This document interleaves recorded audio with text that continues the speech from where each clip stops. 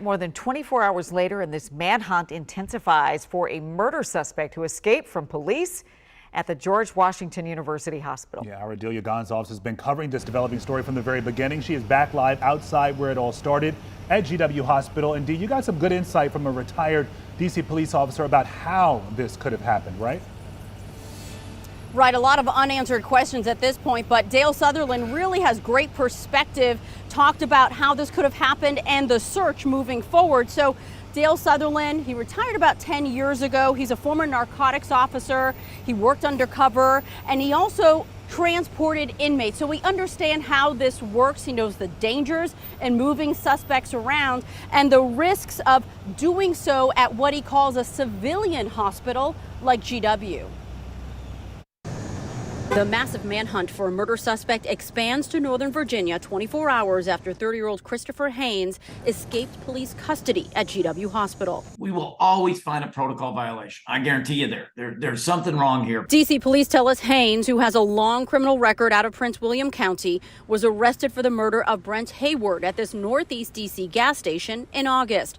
Police caught up with Haynes Wednesday afternoon in Manassas. We're told he complained of ankle pain. So at 3 p.m., one officer transported him to GW, where they met with a second officer, an apparent break in protocol. Anytime we have an arrestee or a suspect, especially someone wanted or a fugitive, it's usually a two-person transport to the hospital. We remain with that suspect or arrestee throughout the duration of his or her hospital stay, and we conduct what's called hospital details. D.C. Police Chief Pamela Smith saying the suspect was with one officer who was attempting to transfer him to his hospital bed when he escaped. We typically take the handcuffs off, and one handcuff is the arrestee is handcuffed to the gurney or the bed that he or she may be sitting on. It's dangerous work. That brings us back to Sutherland, who retired from MPD 10 years ago. At that time, there was at DC General Hospital, we had what was called the strong room. So we actually had jail cells in a whole portion of the hospital. It allowed for more security and more safety for the officers and for the general public. But when you go to a civilian hospital, obviously, you're taking on a lot of risk. Sutherland says the multi-agency search could last days, but it's just a matter of timing. He's in a harder position than any of the police. Think of this. You can imagine hide and seek and having one person looking for you. Well, this is thousands, hundreds of guys all looking for him.